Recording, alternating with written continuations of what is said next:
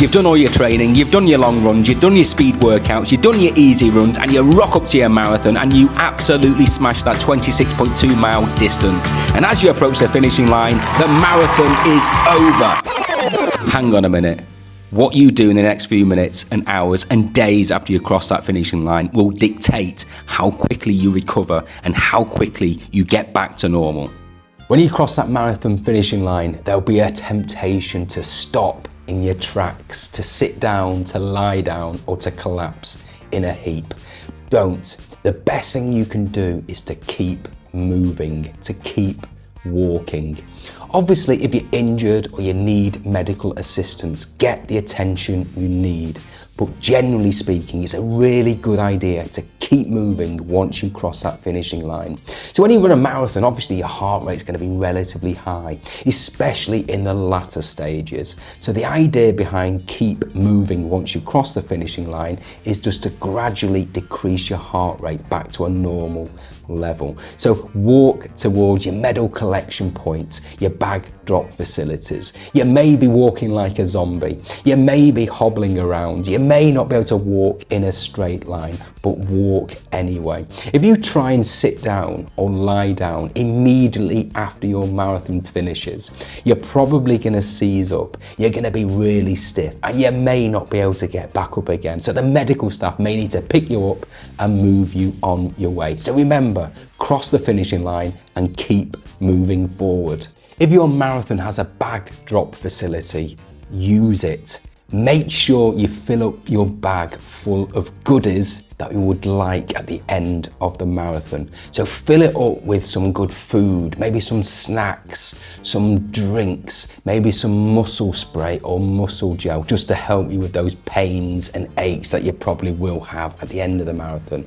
Put in there a change of clothes and maybe a new pair of shoes, sandals or flip-flops. There's nothing better than finishing a marathon, getting out of your sweaty running gear into a nice new dry pair of clothes. So make sure you fill up your bag full of all the good stuff. And if your marathon doesn't have a bag drop facility, if you're with friends or family, make sure they have everything that you'll need at the end of the marathon. So when you finish a marathon, you would have lost anywhere between 2 and 5% of your body weight through sweating.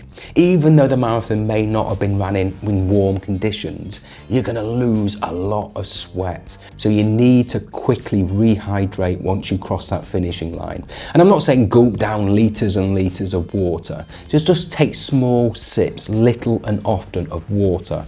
Better still, electrolytes, or maybe drop a few salt tablets in your water. You need to replace all of the sweat, the salt and the sodium that you've lost throughout the 42.2 kilometer distance. So rehydrate as soon as you cross the finishing line. Similarly with food. So before the marathon, all the focus was on carb loading, and during the marathon, it was about getting those energy gels in, those sports drinks in. So when you finish a marathon, you will probably be depleted of all of your carbohydrate stores. So it's important to really replenish those stores as soon as possible.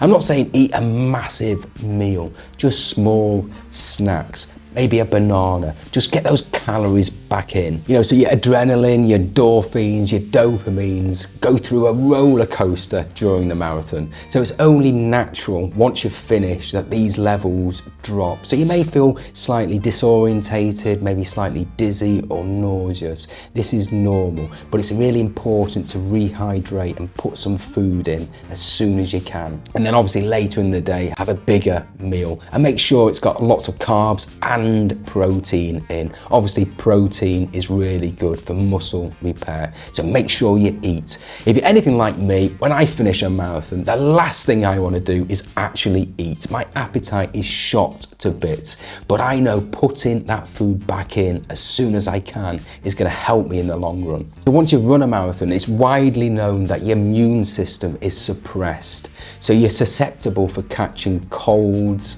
or other sort of illnesses. So be mindful of this, maybe take some vitamin C. So keep warm, so when they offer you that space foil blanket, put it on. You still will be sweating once you've finished your marathon, and obviously your sweat will evaporate, so your core body temperature will probably drop, so you need to keep warm. Very light stretches. Now, I wouldn't do these in the immediate hour or two after the marathon. Maybe save some stretches till later on in the day. Maybe when you're in the shower, just do some very light, easy stretches. So as soon as you can, try and get in maybe a cold bath or a shower. So when you get back home or back to your hotel, get in that cold shower. Cold water obviously will help with any inflammation, and it will help reduce any pains or soreness. And it's a good idea actually to alternate between hot and cold water. The hot water will dilate your blood vessels and the cold water will constrict them again. So it kind of creates a pump action. So it will start to pump out the toxins and the lactic acid. So try and alternate between hot and cold. It's known that elite marathon runners have 2 baths, one full of cold water and one full of hot water. But you can simulate this in your shower. Or maybe you want to sit in a hot bath and then maybe ice some of the sore points of your body. So I'm Paul, 10-time marathon finisher. If you like this video, don't forget to click on that subscribe button and give it a like. And if you know anybody who's just about to run a marathon, maybe share this video to them. Sleep is probably the #1 tool you have in your recovery bag. And you think after running a marathon, you're exhausted, you're tired, you'd get to sleep like a baby. And that actually is not true. Sometimes it's really difficult to get to sleep on marathon day. There's lots of adrenaline, lots of things going on inside your mind. And you might be aching, you might be in a bit of pain, you might be in a bit of discomfort, and you might be quite delicate. So it can be quite hard to get to sleep on the marathon day itself. Make sure you sleep as much as you can. Take a nap during the day, and over the next few days, make sure you get enough sleep. So don't worry if you don't get to sleep on the marathon night itself. It will get back to normal. Having a massage after a marathon is a good idea, but I would say leave it a day or two. Let your body start its own healing process before you go for maybe a sports massage. You'll see lots of marathons offer a massage at the end of the marathon. It's up to you whether you do that, but bear in mind there's usually very, very long queues, so you don't really want to be standing around really stiff at the end of the marathon. So maybe leave the massage for the day after the marathon. And if you don't have access to a massage,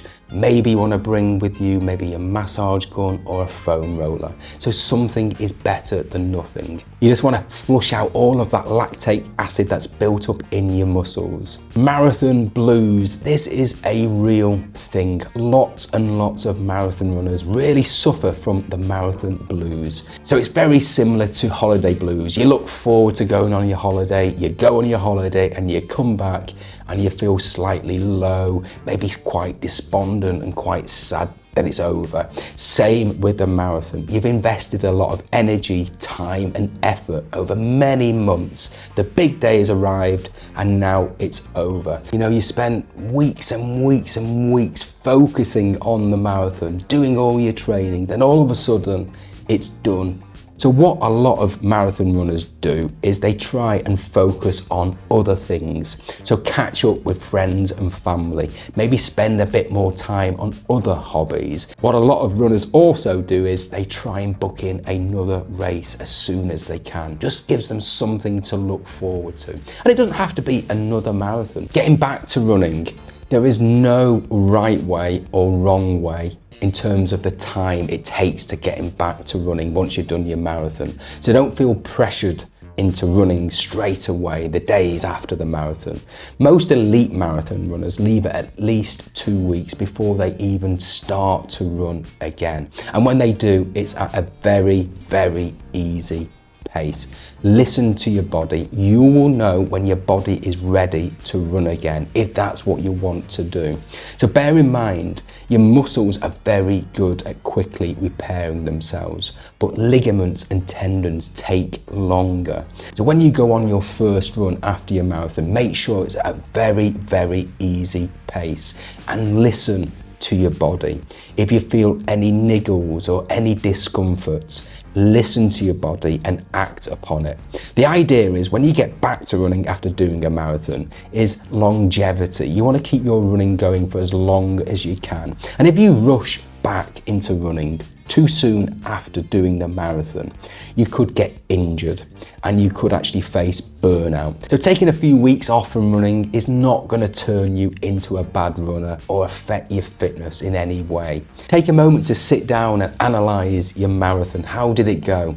Look at the good and the bad things that went on. It's just a nice way to wrap up your entire marathon training block. Celebrate your achievements, talk about it with others. Consider what you learned, what you're most proud of in your marathon. Reward yourself. Maybe go on holiday, maybe take a few extra days off from work.